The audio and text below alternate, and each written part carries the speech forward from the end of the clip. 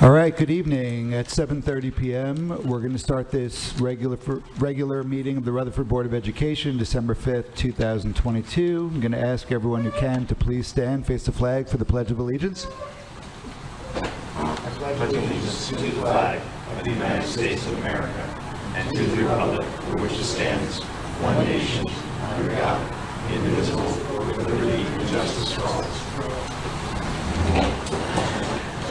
All right, Mr. Kelly, can you please take roll? Mrs. Ahmed? Here. Mr. Bogosian? Here. Mr. Conti? Present. Mr. Healy? Here. Mrs. Jones? Present. Mr. Mazzone? Here. Dr. Racine? Here. Mr. Sprayberry? Present. Dr. Oladi? Here. You have a quorum. Thank you. The New Jersey Open Public Meetings Act was enacted to ensure the right of the public to have advance notice of and to attend the meeting of public bodies at which any business affecting their interests is discussed or acted upon. In accordance with the provisions of this act, the Rutherford Board of Education has caused notice of this meeting to be published by having the date, time, and place posted on the bulletin board outside the Borough Clerk's office, mailed to the Herald, South Bergenite, and the Record newspapers, and filed with the Borough Clerk. Hard copies of the agenda are available in the meeting room, and the agenda is posted electronically on Friday before the meeting date on the district's website at www.rutherfordschools.org. Subsequent to the meeting, a video of the meeting will be uploaded to the district's website, www.rutherfordschools.org. The video link can be found by opening the Board of Education link and clicking on Public Meetings and then Videos. All right, so board members, in your packets, there were two sets of minutes to approve. One was for the regular meeting and the other the executive session, both on November 14th, 2022. Any questions or comments regarding those two sets of minutes? No. All right, hearing none, I'll ask Mr. Kelly to please enter those. And I'm going to turn it over to our student representative, Ms. Bimson, for your report. Thank you. All right, there we go. Thank you. Good evening. Happy December. I'll start with extracurricular activities that have been keeping students engaged and entertained this past month. So last time I presented, I advertised the musical Puffs, which is a success for theater students and the band that provided acoustics to the show. That being said, the spring musical recently changed to Mean Girls, which will be hosting auditions in the next coming weeks. The shows will be performed on March 3rd and 4th of 2023. And one of the cast members told me that Rutherford High School is one of the only in the country to perform Mean Girls as their musical. So it's pretty special. Say that again? Rutherford High School is the only one? One of the only to perform Mean Girls as their musical, which is like pretty special. Thank you. Many clubs are engaged during the holiday season and winter to contribute. So the Spanish Club is hosting a food drive which is almost complete. It was initiated to provide the Rutherford Food Pantry during the winter. The Future Teachers of America Club and Future Business Leaders of America Club have organized a bear drive during the next month. Many students are excited about it, and it collects small bears, teddy bears, that will be donated to children of a Jersey City School, not hospital, for the holidays. Members also get the opportunity to go on a field trip in the next week to deliver the bears and play with the children. The Future Business Leaders of America Club also is having its members take their regional business competition tests this Thursday.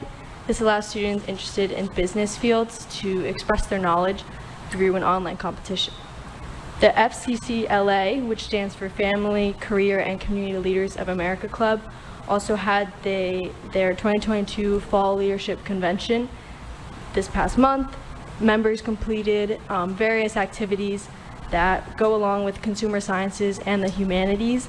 12 members won awards for their creative attributes to the convention, all ranging from first to third place. Many fall sports have also closed out from the past couple weeks with a fall varsity dinner. This was a night dedicated to recognize the athletic achievements of fall teams and their members. With that, winter sports have officially begun starting November 21st. Many students are excited to transfer energy from football games to the boys' basketball team. Their first game is December 15th, and that marks the first for their season. And that is also the day before the pep rally, which is the winter one. This allows students to go down during the last block on December 16th, and they can participate, and each grade is kind of a team, and they fight each other during like school activities. And students are still working in the classroom. SATs were this past weekend, and PSATs for underclassmen came out. And the spelling bee for the National Honor Society students also was 2 weeks ago. That's all. All right, thank you. It's a lot. Yeah, there was a lot this month. Excellent. Questions or comments from board members? Ms. Jones? Who won the spelling bee, please? We didn't have one this year. Beckton. Beckton won. Yeah, it was the Beckton. same day as Washington School's Thanksgiving parade. Yeah, we had a 13-year winning streak, but all good things come to an end. Yeah. And no, Beckton won, and I think it went down. It went very long, right? Yeah. Yeah. A lot of students, like if they had English class, like I had English class during the spelling bee hour, and they would go down and they could watch it. Yeah. I came over. There was a lot of students there, but it went almost to the end of the day. It barely got in before dismissal. Yeah. So it was good. It was a good spirited competition. And like I said at the last meeting, that harkens back to when Beckton was our Thanksgiving Day football game, and then we would do the spelling bee with them during the day, and there'd be a parent player dinner that night, and, back in those days. So one of the traditions that have stayed is that spelling bee. Right. Mr. Healy? I think congratulations are in order, unless Mr. Hurley, you're going to cover it for the whole division, being picked for the division All-Star team, conference team, Oh yeah. soccer. Thank you. Yeah. I didn't know you mentioned. Yeah. Others, right? Right. We had a remarkable. Well, I mean, just based on your report, you talk about family, career, and whatever that acronym is, a long acronym. Yeah, But for most of us, that's the old home economics program, right? Every year we have state winners who go on to the national level. The FBLA, we have winners every year that go on to the national level. You mentioned the play and the upcoming play, and we're getting into concert season now, and then we had a tremendous athletic season with lots of, I don't remember this many students, athletes, I'm sure there's been some years, but making all county teams, and one of our male soccer players was selected to this North Jersey All-Star game, and he scored the winning goal in the game. So it's been quite an all-around cultural, civic, art, athletic fall for the students. And so congratulations to you for your exploits as well. Thank you. And I also, while we're students, while you're here, I've been talking the last couple of meetings about students who have been selected to either the county choir or the state choir. We had a student selected to the national choir. We haven't had students to the state band that often. We have 3. Danny Fensick, I got to put my glasses on, and Elizabeth. I'm probably going to mess up last name, Jurlick, I think it is, and Faith Salazar. I'm not sure about the names exactly, but 3 students selected to the state band, which is, again, our music and our choir program is really thriving to have that kind of representation. So, again, kudos to the students and to the faculty and the coaches, because, it's good to be real strong in one area, but it's across the board. We're seeing it, which is great. Thank you. Any other comments or questions?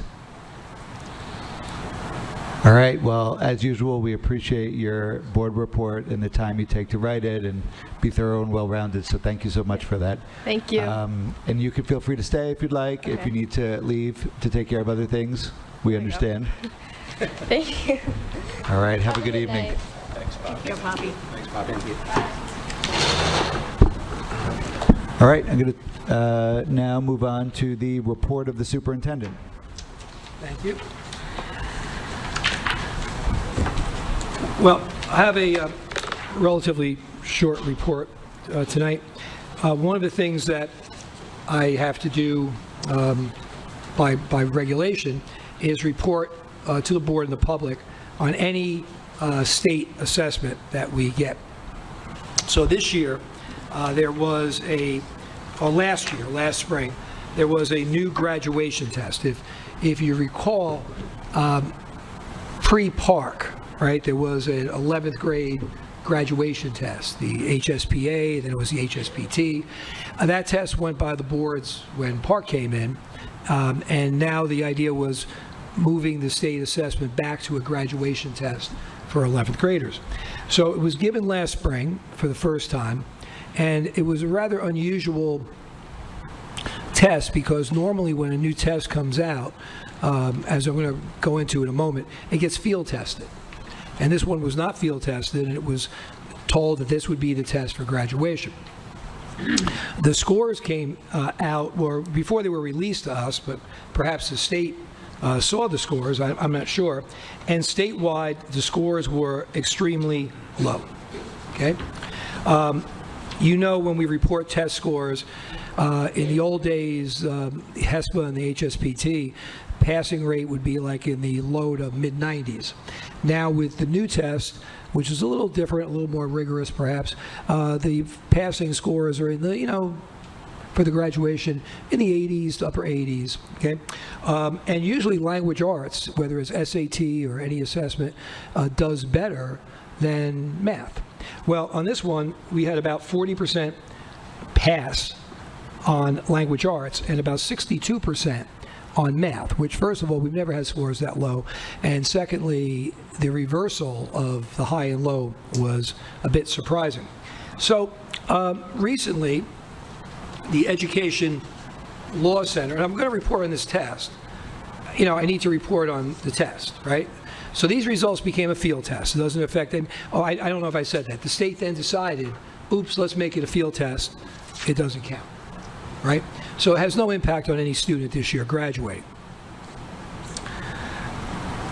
I'm quoting from a publication from the Education Law Center, which has worked for about 50 years as kind of a advocacy group and a group that works in Trenton with passing of laws. And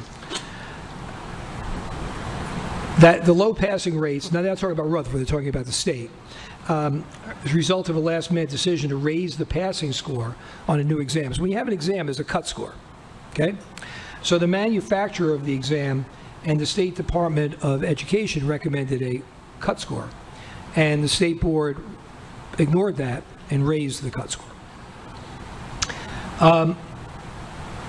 They also did not run it as a field test. So when that occurred, two assemblymen introduced legislation to say this: you can't just spring a test on people with not putting it out in the field. And that legislation passed 73-1 in the Assembly, 40-0 in the Senate, and was signed by the governor to say it becomes a field test. And part of the legislation that was passed said that the state board would have to take a look at the test results statewide from last year. And keep in mind, those numbers I gave you that were abysmally low for us are higher than the state, okay? And would have to take a look at the cut score, the passing score, that was recommended by the test manufacturer and the State Department of Education, and come up with a decision on what to do going forward this year when it would no longer be a field test. The other thing to note is that most of the time, field tests are at least 2, sometimes 3 years before they count. It is now December, and there's been no report from the Department of Education about what the cut score will be. Is it going to be changed? Is the test going to be a field test this year? Is it going to be a graduation test or not? So there's, again, a state assemblyman, Caputo, and Senator Turner have introduced legislation to say that we should do away with this graduation test, this one test carrying so much weight. And they cite that many, many states throughout the country have already done this. Okay? So it's in flux, it really is. And I think, for students to have to take a very important test in their junior year and not know, A, is it going to count or not? B, are the metrics being used correct? C, why is the test manufacturer and the Department of Education the recommendation being ignored. And we're not talking about a drastic change. And again, a lot goes into a cut score. It's not like one question, two questions. But it was 725 was the cut score. And there's a whole metric in there. I can't really, I don't know how they come to that. But 750 was what they raised it to. So, but it's a significant change in terms of the scale of the testing. So yes, I'm not certain what, normally I sit here and tell you good news or bad news on state testing. We can get information from it that's valuable. I'm not sure what information we're getting from this. I'm not sure what this is a measurement of, because it seems like there is a disconnect somewhere in Trenton on how the test should be used, if it should be used, what the cut score should be. And I don't really know all the details, but it seems to me that the test manufacturer and the Department of Education should be voices that are listened to in terms of the test. Keep in mind that this is not a dumbing down of anything. The new state assessments that we've lived with now for about 8 or 9 years on a 5-point scale have really, in very simple terms, have made what used to be passing was 3, 4, 5. Now it's really 4 or 5. They've raised the bar. It's not a question of lowering the bar, but it's a question of having a bar fairly raised. And, kids sat for a test last year that obviously was challenging for them and found out a month after they took it that it wasn't going to count. So I'll keep you posted on what happens, but that's the report. Those are anomalies. In 46 years, I've never seen test scores like that. Now, let me correct that. The test scores might be exactly what they're like, but the cut and the how the score is plotted, right, and what we're considering to be passing, that's what we're talking about. So our students may have achieved what they've always achieved, but the bar was raised to a point where they weren't ready for it. So that's the information I have on that. I've done my report. I'm not. Look, I talked at length in October, and I'll get to you in 1 second, Ms. Jones, about action plans we're putting into to take what are pretty good scores but get them better, right? And right now we're in the midst of supervisors developing tentative action plans, meeting with the building principals, then meeting with the faculty and staff, and doing a deep dive into math, science, language arts to take what are good scores and make them better, okay? So I'm certainly not opposed to taking a dive to see how we could do better, but this isn't really telling us anything. And we've gotten very little data on it other than just the score. So, Diane? Have your other superintendents, your buddies, and Yeah. they're same thing? Are they? Oh yeah, like I told you, the state scores, and we're all, the state scores were, I can find the chart, were a little bit lower than ours. And like this article, like I said, this is a statewide article. No, nobody understood when all of a sudden after the kids all sat for the test, we were told it's not going to count. Nobody understood when we were told it was going to count. We've never had a state assessment come down that didn't come in as a field test. I mean, part of it, right, is to see, is this arbitrary, you hope it's not arbitrary, but this, let's say, textbook decision on what the cut score would be. You'd like to see how that plays out. So, but their own legislation, the legislation that came out, said that they had to come up with a decision about the cut score and whether or not they're going to extend the field test.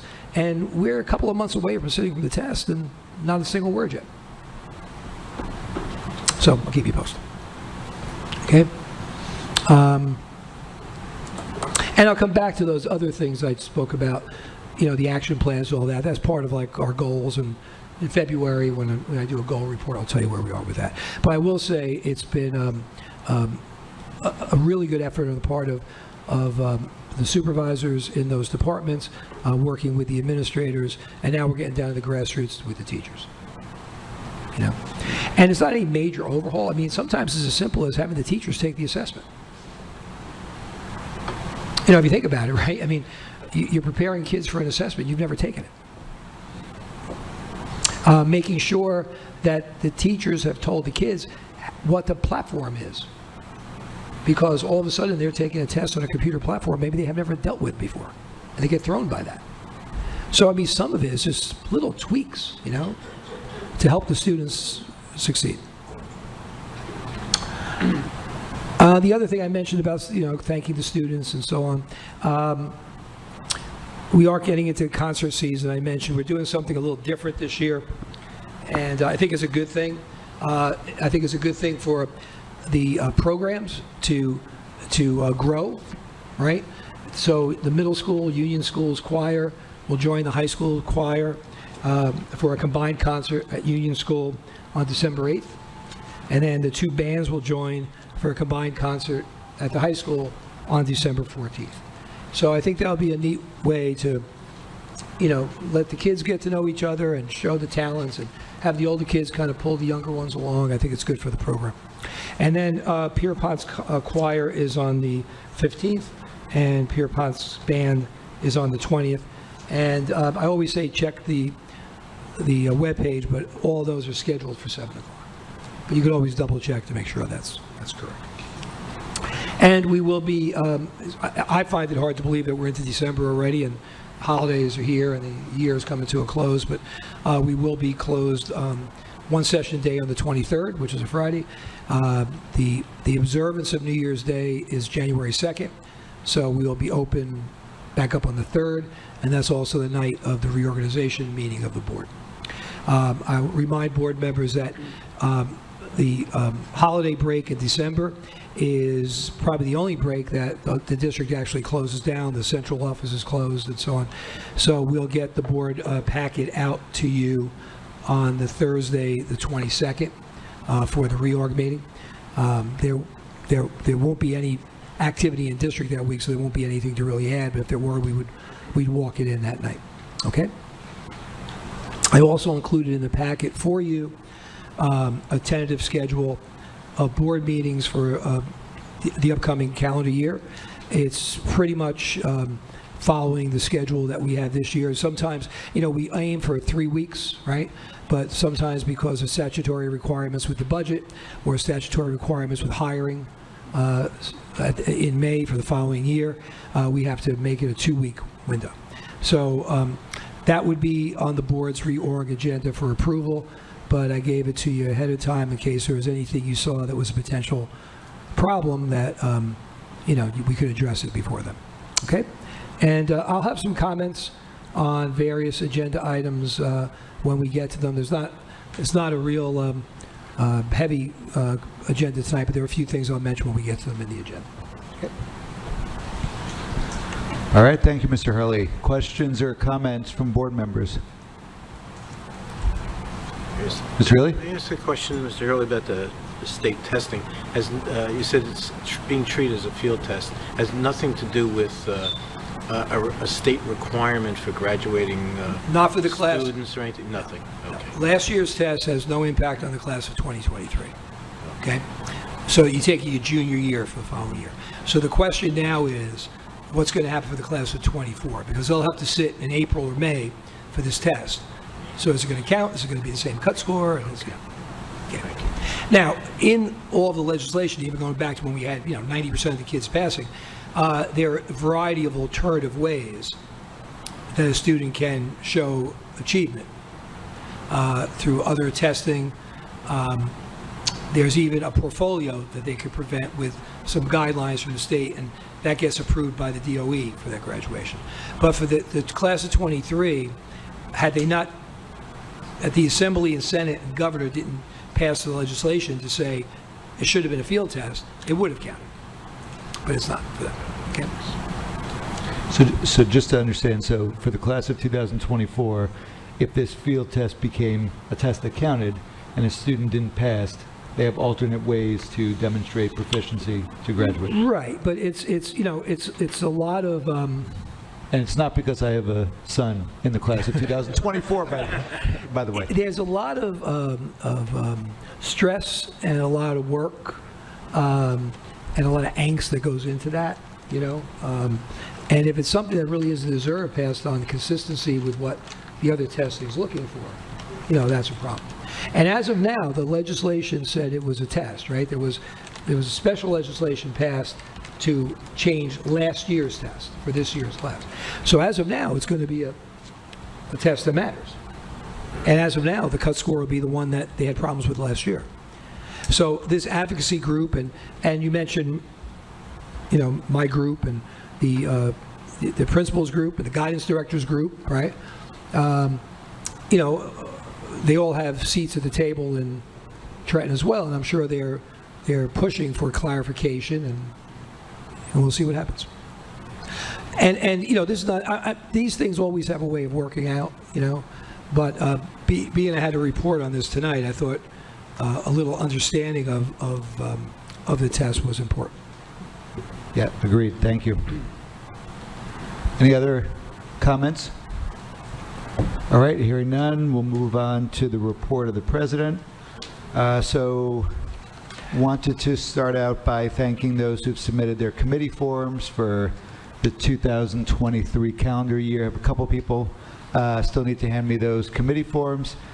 So you're selecting which of the different committees you want to be on of the 6 committees, what liaison you'd like to be in terms of schools, associations, and whatnot. So please try to hand those to me either tonight, or you could drop them off at my house or by email in the next week or two. And then the way the process works from here is on January 3rd, we have a reorganization meeting. So the board selects the president, vice president. Once the president is selected for the year, then the president finalizes all of those assignments, and then everyone gets the formalized notice at the later January board meeting. Loosely correlated to that, this is the time of year where we open up the board self-evaluation. So although it's not required by the state, it is a best practice. It's something that we've done every year. So I am thankful to Mr. Bogosian and Dr. Racine, who in the past were able to convert our school board's eval to a Google form that you can save while you're going. So I'm gonna open that up tomorrow. And going to ask to see if everyone can have that done by Monday, January 9th, if possible, so it gives about a month.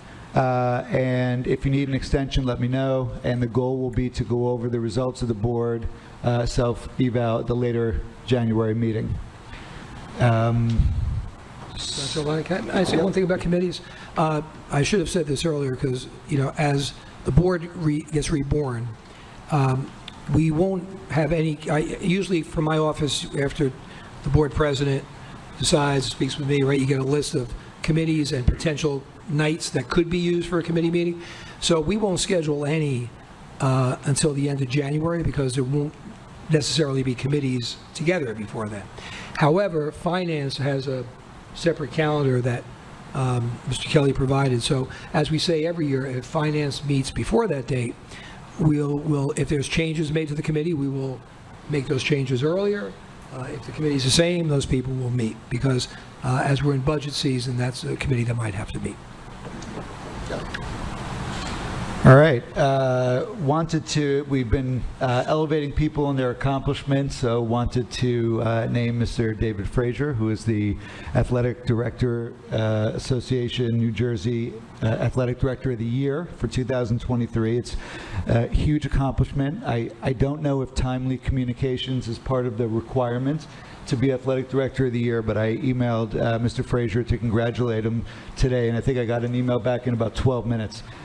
So congratulations to him and all his great work and commitment. Ms. Jones, Mr. Healy, and I attended a SBA meeting recently, and it was a great meeting. So Mr. Healy was on Zoom, and Ms. Jones and I were in person. Just goes to show hybrid meetings are really a sustainable thing, especially with, it seems like, the School Boards Association. There are, if you go on their website, they have a number of different professional development offerings. Obviously, a bunch of them are county meetings outside of Bergen County. Not going to be attending those, but there is some professional development in between some of the county meetings. And there's about 5 county meetings a year. So anyone can attend. They're going to be virtual and in person for the rest of the year. They're not all going to be at Beckton, though. Basically, there were some presentations from some of the people who work at school boards. It was great to be able to meet some of the people and just, continue that networking. And they did a presentation on school safety, talked about the importance of districts doing threat assessments and things that, our district has in order, from crisis teams and things of that nature. But just hearing about best practice and recommendations was an important aspect of the meeting. And wanted to highlight as well that each meeting we have an old business section, and we've been talking a little bit more in terms of involvement and sharing out with the community all the ways that we're involved as a board, whether it's different school events or different professional development offerings. So old business is a good time during the board meeting for people who've attended school events or professional development, just to be able to collectively share anything you've attended or something that stands out that can be highlighted, so that we could all learn from one another. We'll be able to do that. And then finally, one thing I wanted to share, and I'm going to ask Mr. Conti to expand on it. We had a strategic planning meeting recently, and one of the things that we talked about were our strategic community outreach plans, and it's one of our board goals. And so one of the things we discussed in strategic planning, and something we've been talking about, is creating a board social media account. And the idea of that would be to be able to share with the community as a way to connect and engage and deepen relationships, ways in which the board is involved in the life of the school district as a professional board.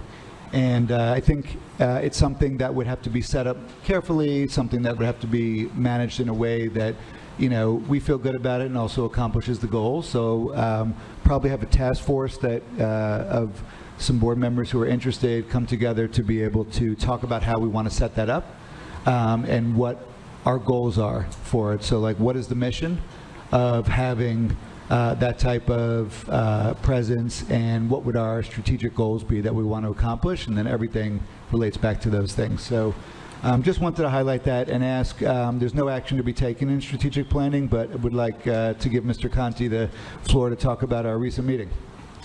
Yeah, so like Dr. Alati just said, we had a strategic planning meeting. One of the big things that we were talking about was specifically social media and how it relates to the board. It's an untapped I think we've all discussed it at various points over the year.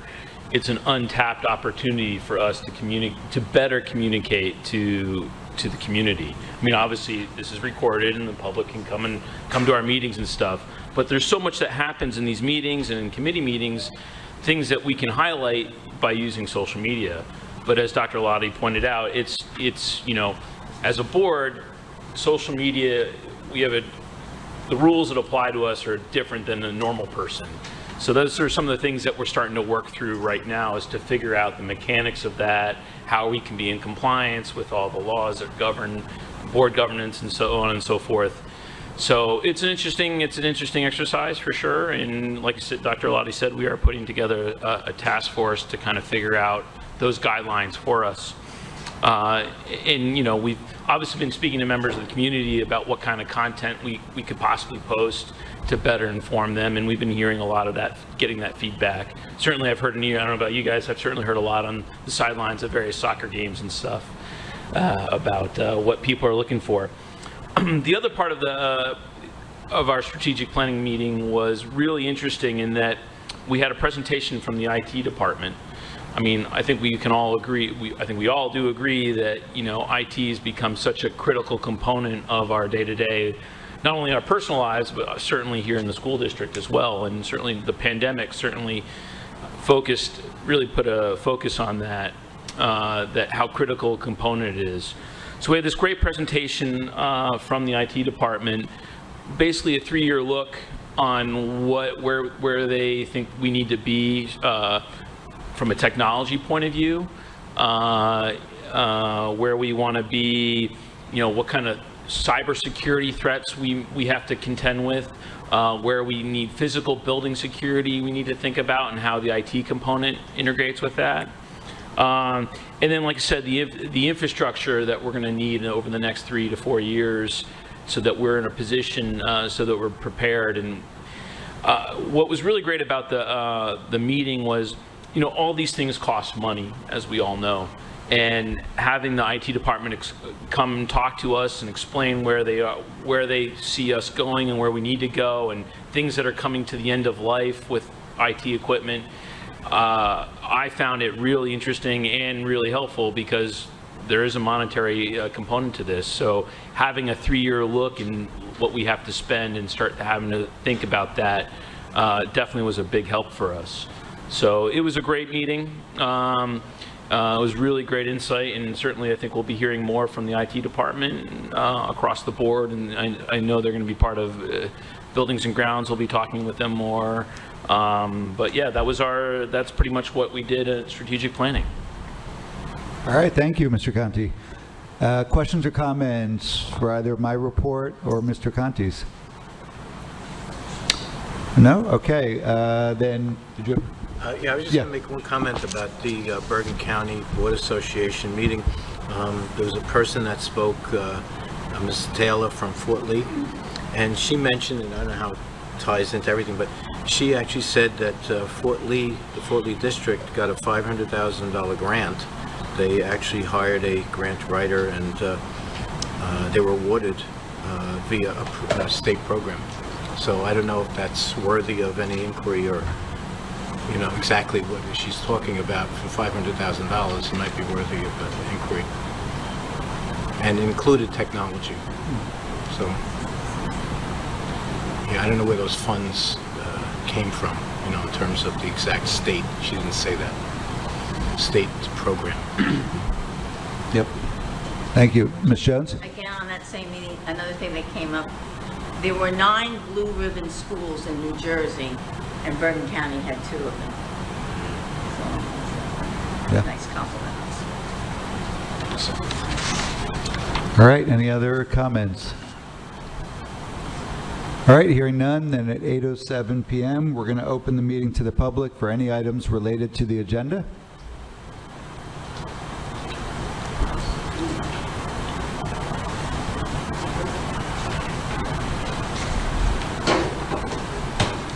So we'll just ask you to just give us your name and address, and try to limit comments to about 3 minutes. We'll try to be flexible. I will, thank you.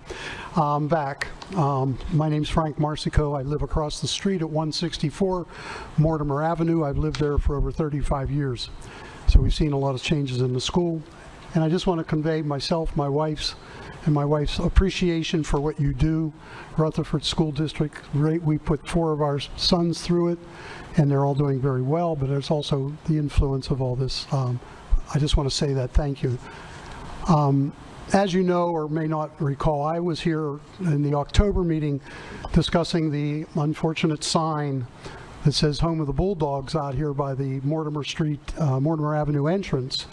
And shortly after that Board of Ed meeting, Dr. Alati emailed me that the board's Buildings and Grounds Committee met and discussed our concerns to look into options, which we appreciate. We appreciate the improved landscaping, which looks good, but it will look a heck of a lot better without the sign. But our primary objection to the sign is its size, its scale to the human person.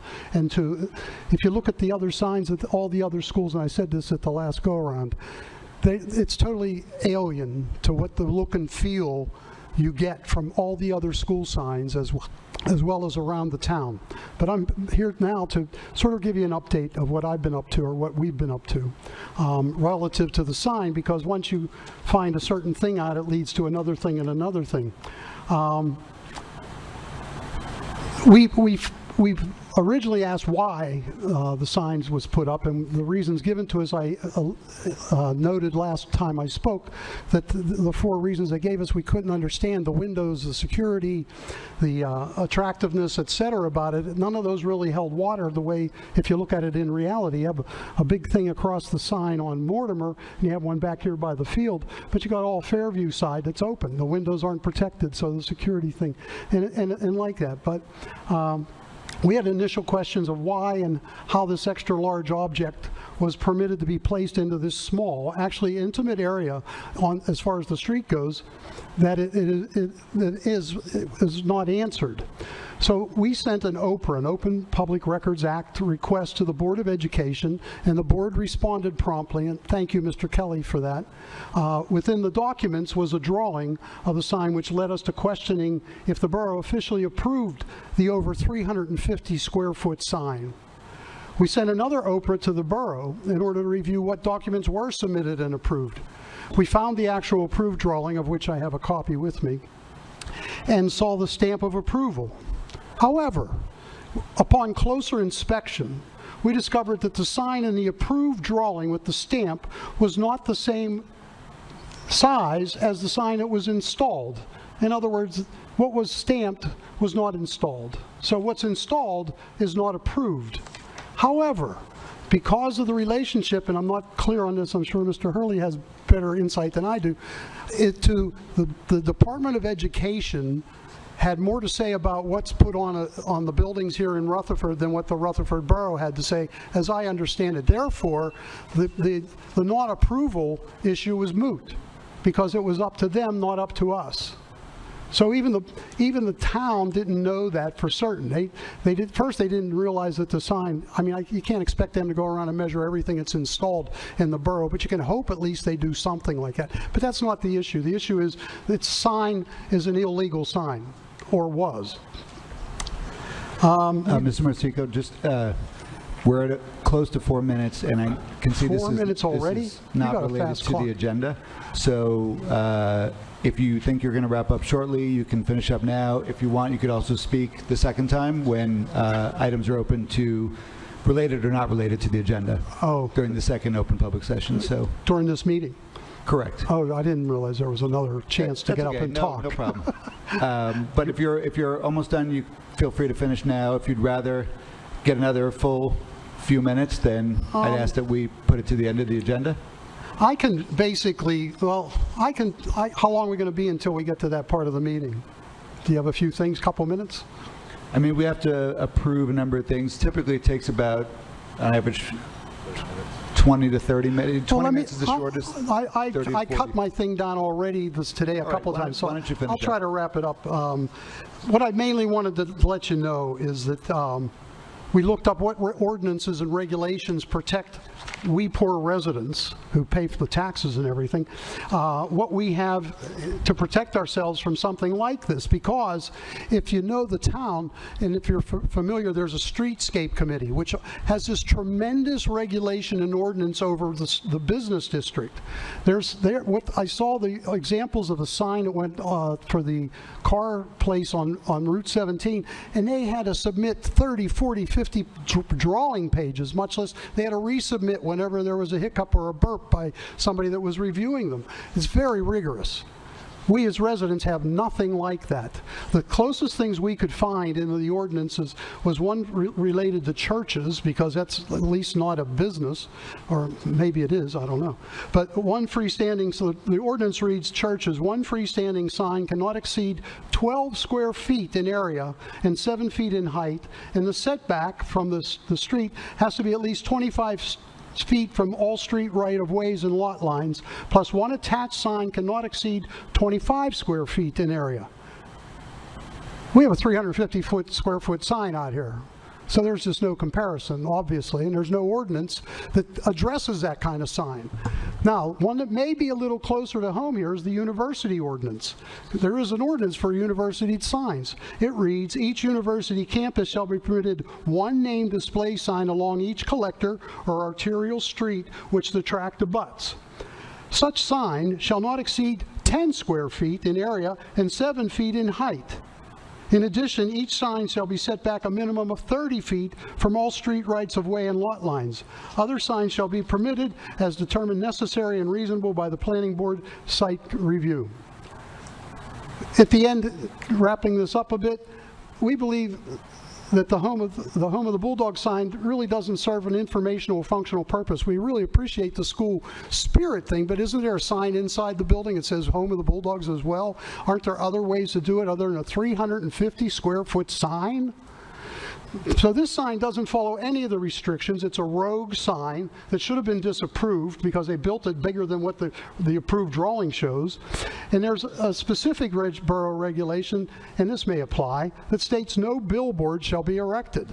This Home of the Bulldog sign should be considered a billboard as it exceeds above average side billboards.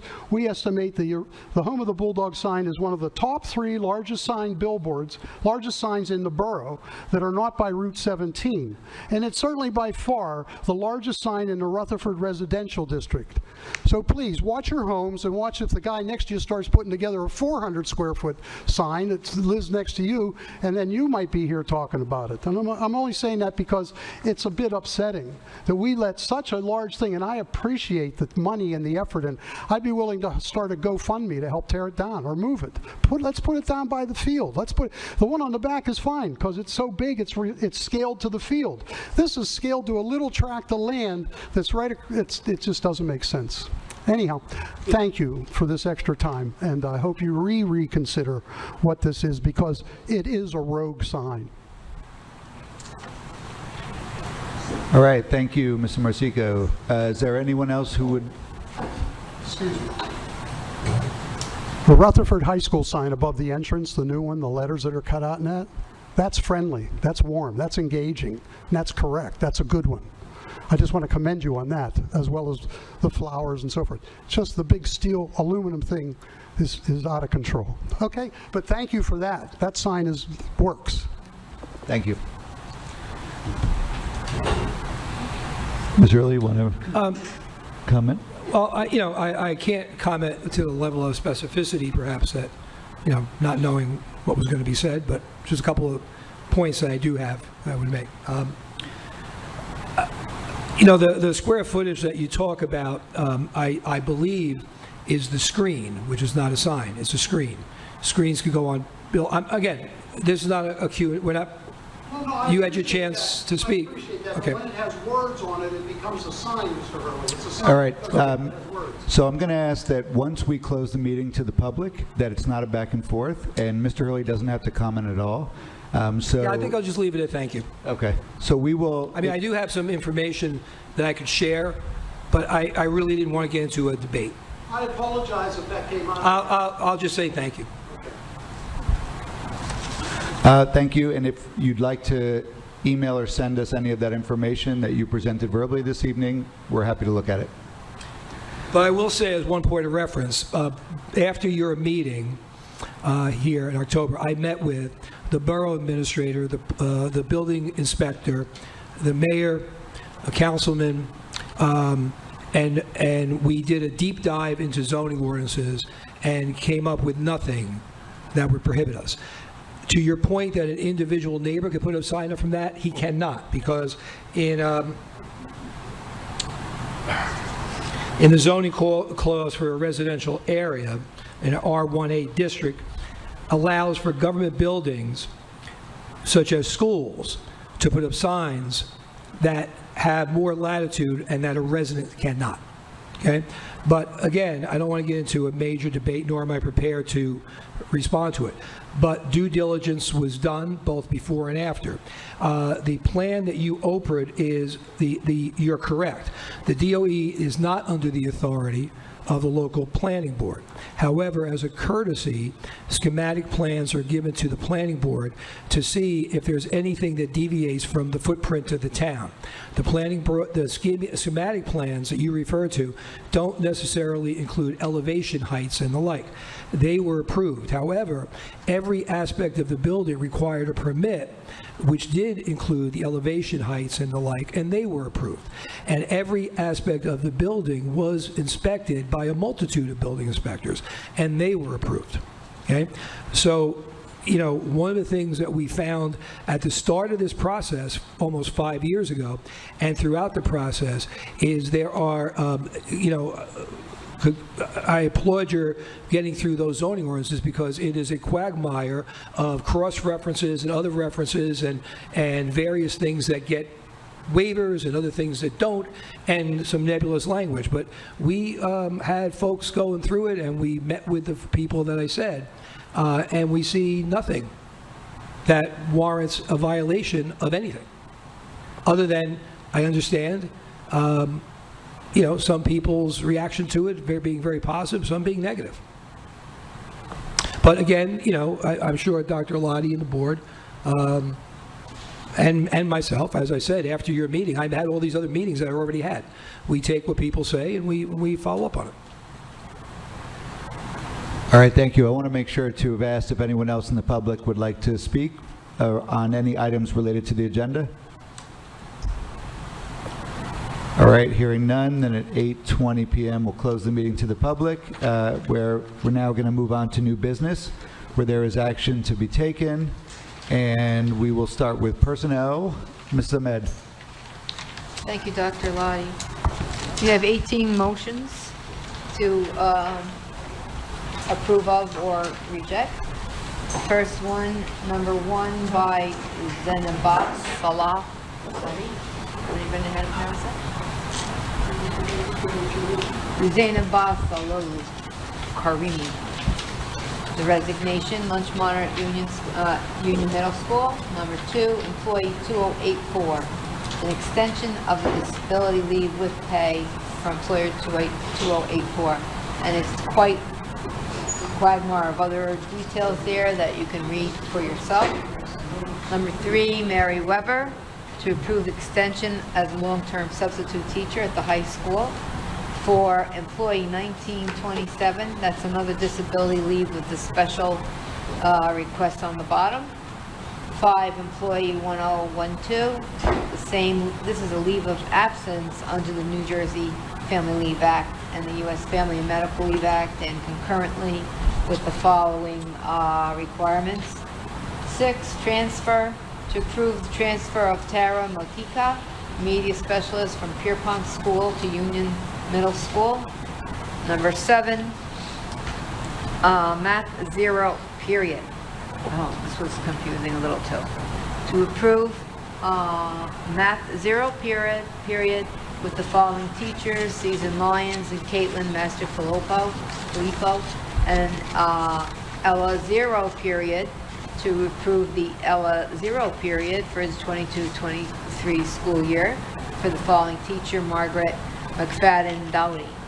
And 7, science 0, period, to approve the science 0, period for the 22-22 school year with also the Erica Aiello, Donna Lynn Curie as teacher. 10, computer room monitors. Rescind, approve the following school computer room monitors for Pierpont School. To rescind Isabel Walker and approve Alexandra Medina, effective the December 6, 2022, for 2 days per week, and Victoria Lafredo, effective December 6 to 2022, for 2 days per week. 11, sidebar agreement. Approve sidebar agreement to the master contract between Rutherford Board of Ed and the Rutherford Education Association, period, as listed. Number 12, high school co-curricular. To approve a co-curricular assignment and stipend for Christina Caveza, a volunteer band director, and Christina Veza also for the volunteer for the senior play. 13, internship/clinical field placements for the Rutherford School District. Internship: Caitlin Hurst, William Patterson University, Pierpont School. Maria DeTrizio, speech language specialist for January 2023 spring semester. 14, substitute teacher. Approve a substitute teacher effective December 6th per diem rate, $100 in accordance with law. Cameron Schlip, Christina Caveza. 15, another substitute teacher assistant for the 22-23 school year, December 6th, Cameron Skill and Christina Caveza. 16, travel reimbursements. Gina Vallecchio, principal. Caitlin Master Filippo, I'm killing these names, excuse me tonight. Elizabeth Freddick. And they're in the box, they're listed for what they did. And then we have 17, coaching assignments. to approve the following assignment for the New Jersey SIA approval for interscholastic sports, volunteer assistant wrestling coach, Aaron Sabina. And we also have an added on,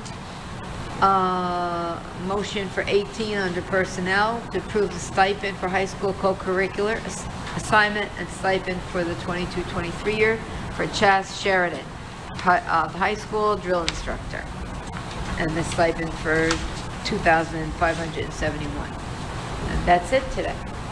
All right, thank you, Mrs. Ahmed. Thank you. Questions from board members? Mr. Haley? Number 18, drill instructor, is that for the band or drill instructor? Drill instructors for the marching band, and that was inadvertently not included in August when we approved them. He's a teacher with us, so there wasn't a problem that he was working with the band, but in order to get paid, he's got to be approved. Yeah, much improved, yeah, much improved. Yes. And Ms. Hurley, zero period, can you just tell us what that refers to? That's still money that we got for the various grants that came in after COVID for learning loss and the like. So it is for students who may need a little extra help in a subject area. There's a before school period for tutoring, whether it be math or ELA. And that money is the monies that go to the instructors came out of the grant money. Got it. All right, any other questions or comments from board members? Hearing none, Mrs. Ahmed, do you want to move those? So with the board's approval, I ask to remove personnel 1 through 18. All right, we have a second. Mr. Bogosian, any last comments or questions? Hearing none, Mr. Kelly, please take roll. Mrs. Ahmed? Yes. Mr. Bogosian? Yes. Mr. Conti? Yes. Mr. Healy? Yes. Mrs. Jones? Yes. Mr. Mazzone? Yes. Dr. Racine? Yes. Mr. Sprayberry? Yes. Dr. Oladi? Yes. Motion's carried. Thank you. We'll move on now to curriculum and instruction. Mr. Jones. Thank you. We did not have a CNI meeting, and there are 4 resolutions that have been put forward at the recommendation of the superintendent. Number 1, out-of-district placements. Number 2, field trips, and we're up to 63. Number 3, ARP ESSER Safe Return Plan. And number 4, school-based monitoring program. This is to approve sustainable funding supporting school-based monitoring programs. Do I need to read it, or is that good enough? Do you want me to read it, Mr. Hiller? No. Yeah, we all got the packet, so thank you. Everyone had a chance to read these before? This motion? All right. Yep. Questions or comments? Well, I'd just like to comment on 2 things. The ESSER Safe, ARP ESSER Safe Return Plan. As long as the grant money that came in for the COVID relief is still in a drawdown where we're spending the money and we have it, every 6 months we have to update the Safe Return Plan, right? And update it on the web. They're minor tweaks because, quite frankly, some of the things in the plan are no longer being done, no longer required to be done, no longer. In fact, there's policies that are referred to in the template that the state told us to rescind, right? So we have to, creatively answer. It's a grant requirement, okay? So I wanted to clarify that. The school-based mentoring program, something that Dr. Oladi, I guess, brought from school boards, right? They're asking for support on this. It certainly is a good idea to provide mentoring programs to help students, but I just want to make it clear that they talk about high school dropout rates are non-existent.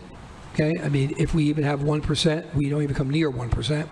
Our graduation rate is at about 95, 96%. I think it's a great program. The likelihood of us seeing anything from it, probably nil, right? But I think, there's a lot of activity in the state right now to try to make universal mental health, emotional health support available and not just cherry pick districts. So I don't think there's anything wrong with showing some support on this. And if it's something that we can get a little piece of the pie, it would be worth it. Can I ask a question? Ms. Amen? Let's see, the second whereas down, August 1st, 22, Governor Murphy signed a law, legislation requiring all public school districts to create school-based threat assessment teams to help identify and assess students at risk of committing violent acts and harmful acts. Who is this team? Well, we talked about this at a couple of meetings. It doesn't go into effect until the 23-24 school year. I've been to a number of trainings on it. It really codifies what we already have done and always have done, which means the school safety specialist, who happens to be me in this district, the building administrator, a psychologist, a guidance counselor, a SAC, a school resource officer. If a threat were to be made, now do an analysis of an assessment of whether it's a serious threat, whether it's a real threat, what action should be taken, how it should be taken. It's really what is standard operating procedure for us in many districts. It probably isn't standing operating procedure in every district, so the governor wants to have a team that, is identified. So every summer, prior to school, or June and July and August, we approve a variety of committees, SCIP committees, school climate committees. This will be another committee that we would approve. And I've been to some of the training. Quite frankly, it's nothing that we haven't already been trained in that we don't already do. But the state received a federal grant to make sure this is something that's statewide. One of the things the state is trying to do with the digital floor plans that we talked about, with the threat assessment team, is take best practice that may or may not be followed everywhere and try to give a little more assurance that it is being followed.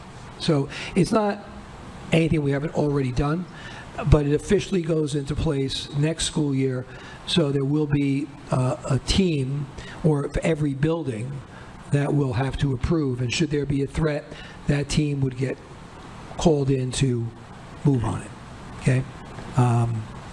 Which is exactly what happens now, and you move on it very quickly. I mean, you have to make a decision very quickly on how you're going to handle it. Thank you. Okay? All right, Mr. Sprayberry. So a couple things I'd like to ask is, so the mentoring program, like who will be the mentors? Is there a formal? I have no idea. This is something that came from school boards. They say it's there. They asked us to support it. I don't. Dr. Alati spoke to me about it. I don't see it as anything negative about it. But again, usually mentors are going to be some of the people that are currently serving in that role right now, and you would develop, I think, a program. I'm sure there'd be training and guidelines to what the role would be. I would hope that our guidance counselors and our teachers and our SACs, nurses, anybody is serving as a mentor to a student, right? But I think it's, again, looking at what's best practice and seeing if there's a way to codify it. Also, funding becomes an issue, right? You want to bring in more emotional or mental health, and there's a price tag that you just can't fit into your budget. So if there's some funding that's coming in, that helps. Yeah. But I really don't know the details. All I know is what's here. Yeah, I just don't feel like there's enough details in here. Like when you're talking about liaison between families and the schools and stuff, I just think it needs to be a little bit more defined. Yeah. Mm-hmm.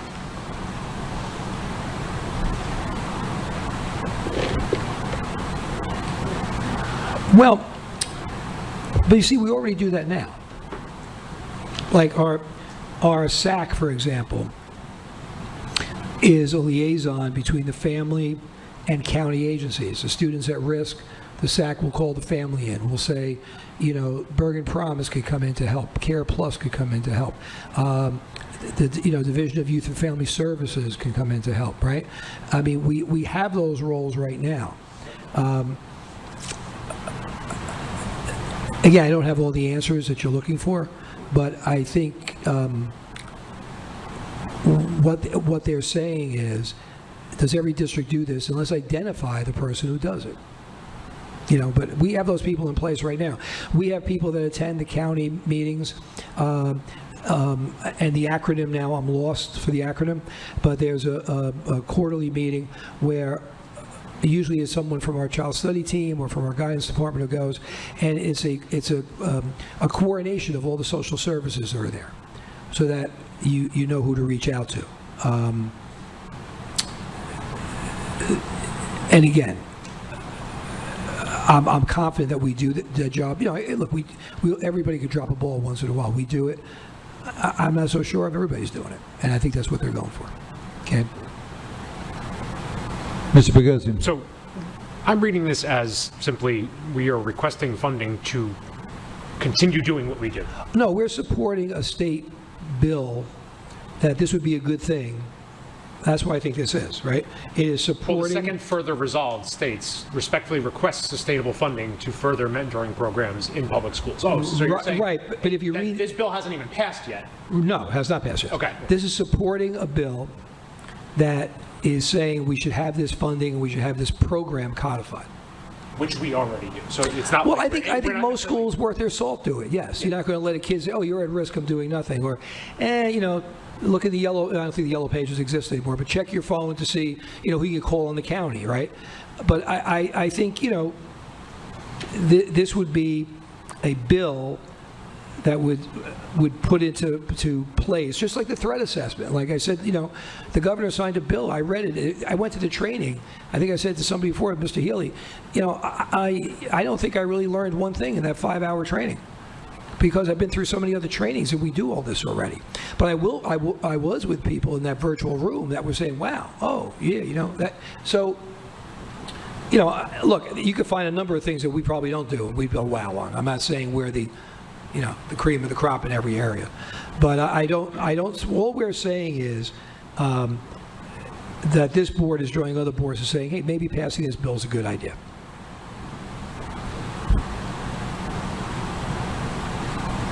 Other questions or comments? Hearing none. Ms. Jones, do you want to move these? I move resolutions 1 through 4 under curriculum and instruction. All right, we have a second. Mr. Mazzone, any last questions or comments? Hearing none, ask Mr. Kelly to please take roll. Mrs. Ahmed? Yes. Mr. Bogosian? Yes. Mr. Conti? Yes. Mr. Healy? Yes. Mrs. Jones? Yes. Mr. Mazzone? Yes. Dr. Racine? Yes. Mr. Sprayberry? Yes on 1, 2, 3, no on 4. Dr. Oladi? Yes. Thank you. Motion's carried. All right, we are going to move on now to finance. Dr. Racine. All right, we have 4 items. Oh, there was a finance meeting. Sorry, it's been a while. The finance meeting last Monday. I was not able to attend, but we went over the last year's audit, which is not ready yet. The current year's audit is not ready yet. And next year's our current budget status and the budget development. We're now in budget season. Everything is moving. Like Mr. Kelly said, we do have a budget calendar, which has been in everybody's packet, so you can see what the process is. The next meeting is January. All right. And we're going to, and item on the agenda to reappoint our advisors, our benefit advisors, Brown and Brown. All right. All right, move on. Item 1, the approval of bills. Item 2 is the Brown and Brown benefits advisor to approve them for the following year. Number 3 is a donation from Christina Cates of Cates Electric and Delta Interior Construction, boxes of hand sanitizers for the kindergarten and throughout the district. Number 4 are camera encoders. This is going to allow us to use our older camera technology with newer systems. So it's actually, it's there's definitely a cost involved, but it's saving us money in the long run. That's 1 through 4. All right, thank you, Dr. Racine. Questions or comments? To follow up on Dr. Racine's point about the camera encoders, we have, I don't know, in the high school, there's probably 80, 85 cameras. I mean, in the other buildings, some variation of them. And the ones that are older were put in about 2007, 2008. They work off a DVR system that is now antiquated. You can't really repair it. You can't really replace it. We got grant money, right, Mr. Kelly, from that grant that we were able to upgrade new cameras And a lot, in all the buildings and certainly in the new wings of the construction area. And the new system is a much more state-of-the-art contemporary system. The projection to get all cameras to the system over a period of maybe 3 years was going to probably be in the area of $300,000 or more. The encoders are able to take the old cameras, work them through the new system, virtually non-distinguishable, and over time we'll have to replace the camera, but that's the cheaper part. And the encoders gives us a very functional Band-Aid to have all of our cameras functioning better, clearer, recording better throughout the district at a substantial savings. So I certainly wholeheartedly endorse that. And that's something that Ms. O'Donnell and her team talked about during that strategic planning Yes, meeting. Is yeah. something that's necessary. Yeah. And just for one other point on that, we did the smart way. We asked the vendor to let us borrow one, and we used it. And we used it in a couple of the buildings to make sure that we were pleased with it, and that and we had it for well over a month, and we were able to try it out. So I think it's a great boom, and it will be a big help in our security, but also in our day-to-day operations. When a student says that wasn't me who did that, and you go to a camera and say, well, who is that? It kind of ends any debate, right? Also, if that wasn't him, it ends any false accusation. So it's it's not just school security. It's day-to-day things like any misbehavior that goes on. You can actually see what's going on. Questions or comments? Ms. Ahmed?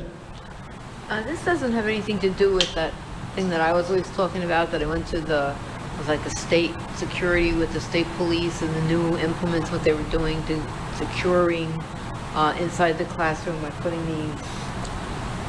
I don't know if I should even go into it, but if we have it, we shouldn't be talking about it. Well, I remember what you talked about. You can't put you can't really put cameras in a classroom. That's a violation of FERPA. But what you were one of the things you spoke about was the ability for the police to actually get, if there was an issue in a school, to have access to the camera. Yeah. Our old system, DVR, was not web-based. They couldn't do that. This new system, they can. So to your point, again, I don't like to really talk too much about what our plan is, and we haven't worked out all the details yet. We're just kind of learning the ropes on this, but the capability is there to do what you were talking about, where with the old system, it was not. Yeah, they actually don't take pictures, it's just movement. No, if there was an issue, they could see what's going on. Yeah. Right. That's good. Yeah, and we didn't have that capacity. We do now with the new camera system, and once these encoders are in, we'll have it with all the cameras. Then the question becomes working out all the details and the do's and the don'ts and all of that. That's good. Okay. Other questions or comments? All right, hearing none. Dr. Racine, you want to move those? I'd like to move items 1 through 4 in finance. All right, we have a second. Mr. Healy, any last questions or comments? Hearing none. Mr. Kelly, please take roll. Mrs. Ahmed? Yes. Mr. Bogosian? Yes. Mr. Conti? Yes. Mr. Healy? Yes. Mrs. Jones? Yes. Mr. Mazzone? Yes. Dr. Racine? Yes. Mr. Sprayberry? Yes.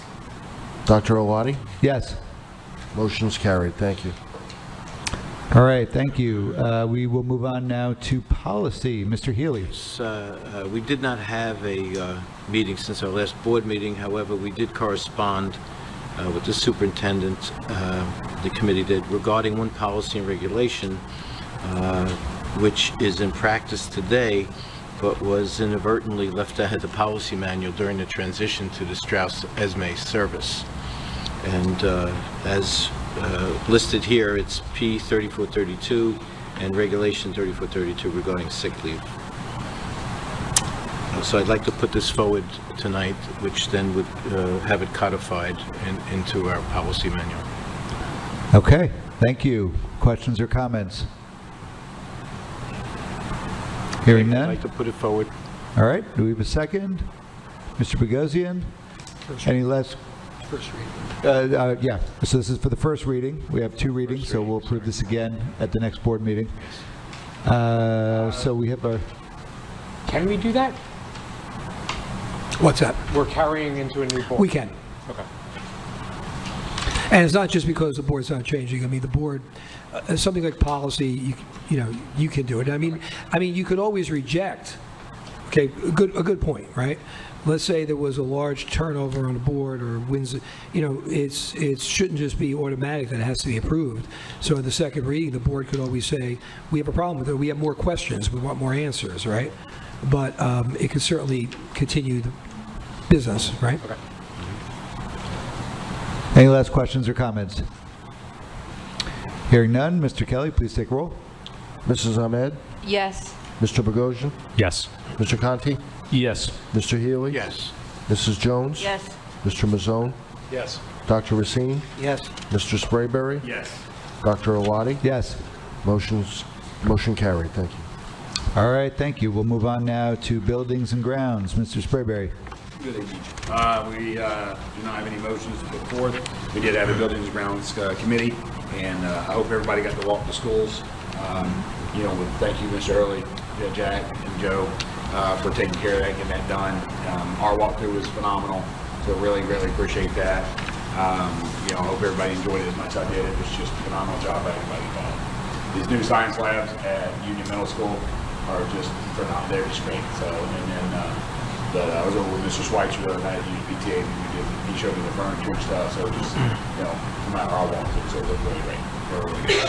And then just talked about extend the gratitude to Mr. Gavoa for his presentation during our Buildings and Grounds Committee. Just great on all of his updates and stuff. I think he's just doing a phenomenal job coming in, getting the ground running. So, applause to him. Thank you. We'll make sure he knows that. All right, and I just want to say ditto to the walkthrough. Thank you for making the time for the whole board to see that. Buildings and Grounds has seen it a couple times, but, really great accomplishments. And kudos, and look forward to the final touches being final. Thank you. All right, so we're going to move on now to old business. Does anyone have any old business they'd like to discuss? Ms. Jones, we'll start there. I did congratulate Poppy on her award. The November 22nd All Sports Boosters meeting was really good. Everybody, there were so many people there that they've decided, I think this is correct, Mr. Hurley, correct me if I'm not correct, that they'll do 3 meetings, Right. 3 dinners rather than the 2, because they can't get them all in the room. Well, there's also the number. I mean, that was spring dinner, when you do winter and spring together, is such a long dinner, and I think last year went over 4 hours, 4.5 hours, and a lot of the folks drift away at that point, and so we used to do 3. We used to do a fall, winter, spring dinner.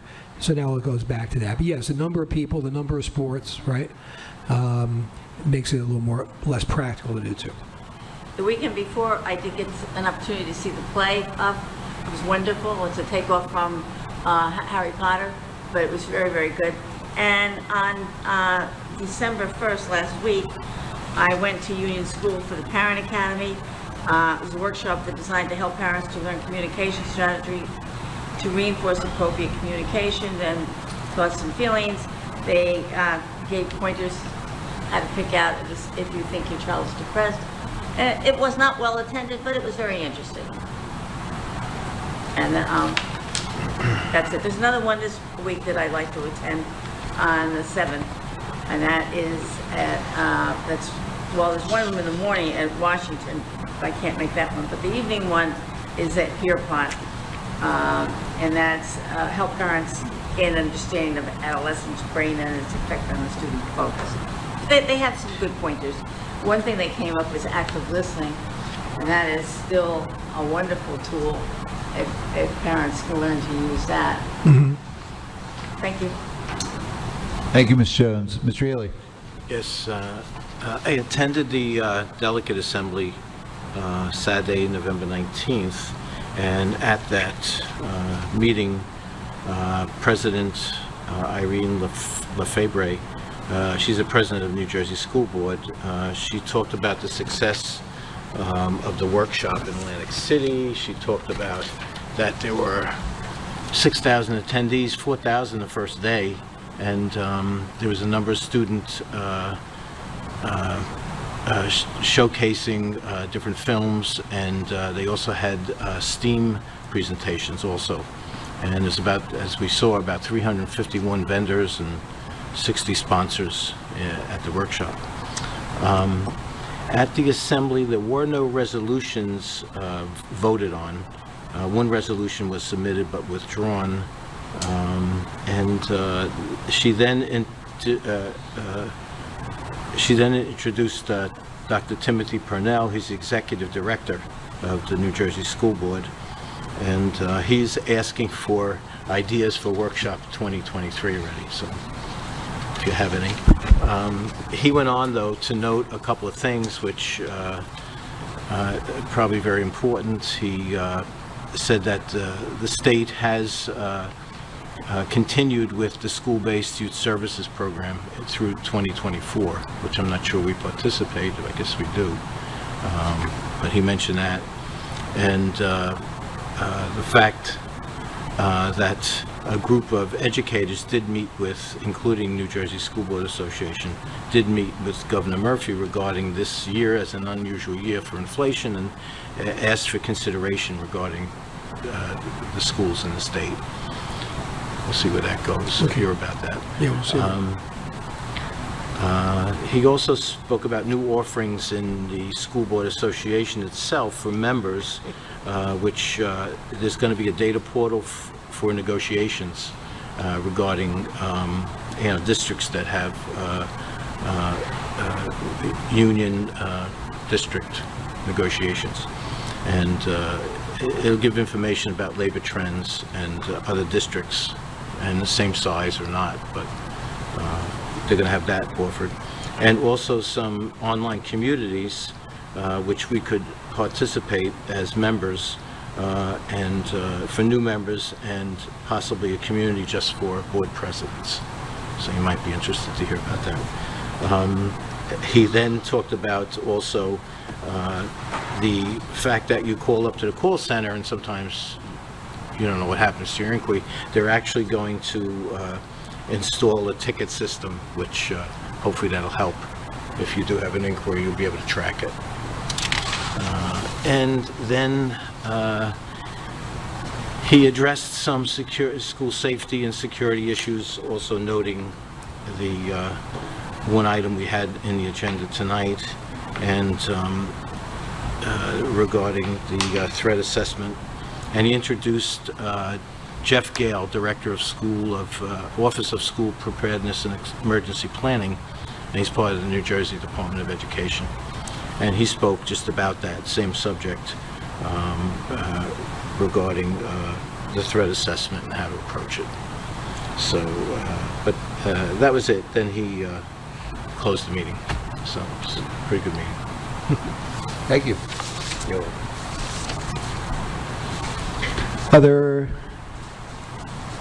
Other items for old business? Mr. Sprayberry. I attended Union Middle School's PTA meeting last week, and the Myriad Boat Club had come and did a presentation. So I just wanted to bring it up because it's a lot of people don't know about the boat club. It's in town. It's 50% off about average to most Rutherford residents. Just medaled up in Evan Charles, which is one of the most prestigious regattas in the world, and one of the boats out of here, the girls boat, won gold for the first time ever. The only New Jersey boat there to do it. So they're competing at a higher level. They're starting to build a program up. My son's been in it since 6th grade, so he's doing tremendous. And it's actually for a lot of kids don't do the normal day-to-day sports. This is one of the ones that most of the kids start between 6th grade and 9th grade when they start in there. So there's no ramp up time. They can get in. It's a great workout for the community. So fitness, I always want to bring it up. They did a great presentation. Great, thank you. Any other old business? All right, hearing none, we'll move on to legislative update. Ms. Jones? Just one, Assembly Bill 4881 prohibits school districts and public institutions of higher education from adopting policies that bar military members or veterans from addressing students. It's that, I didn't think they would do that. I mean, when I think about how good Washington School's Memorial Day celebration is when they have veterans and service, current servicemen come in and speak, I mean, it's wonderful, but here, people evidently were going to bar them, so that's going to be another policy to look at. Mrs. Spraber?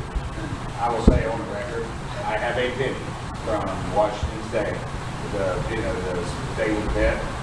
Noah Anderson, officer, road resource officer, Al Anderson's son, provided me and his grandfather and his veterans, and put us in front of the class. He wanted anybody else for his day. And we got the penny. I still have that in my office today.